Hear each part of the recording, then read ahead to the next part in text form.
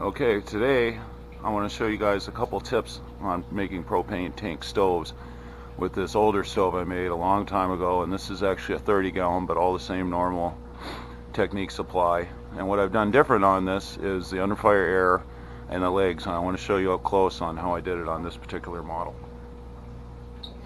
So instead of a normal underfire air where I have the old valve and the bolt, which out is closed, open is open, I have a preset amount of underfire air.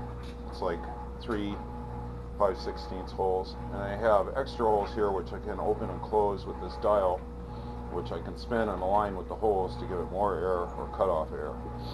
That's one thing different. I want you to try to think about different ways of doing these. This is one thing I experimented with quite a while ago. There were some hits and misses with it, but I wanted to show you how I did it. And what I really want to show you on this video is how I did the legs on this stove. So, the lighting ain't the greatest in here, but let me show you this. So,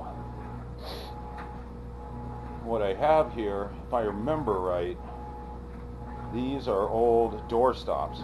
And it's the kind of door stop that's brass, and it's got the little rubber knob on the end where if you open the door too far, instead of the knob putting a hole in the wall, it'll hit the door stop.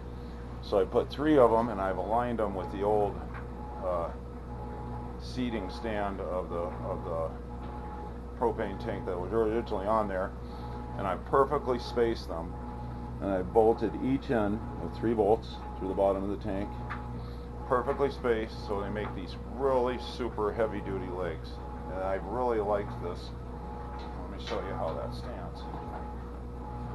Perfectly even, no wobbling in anything. And what I want you to think about here is different things to make stands out of for wood stoves. You can see how cool that turned out to be. And besides that, everything on this wood stove is normal, like you can see on my previous videos. The door, the hinge, everything handmade. The latch, order fire, stovepipe. You can watch on my previous videos when I walk through how to do those.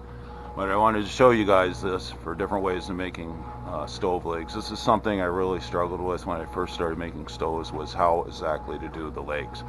Unless you have pre-made stove legs, which are actually quite expensive, it's a hard thing to wrestle with. This is one opportunity to do it very well and easy and cheaply. Okay, I wanted to show you guys this. I wish you well. Thanks for watching, and please subscribe.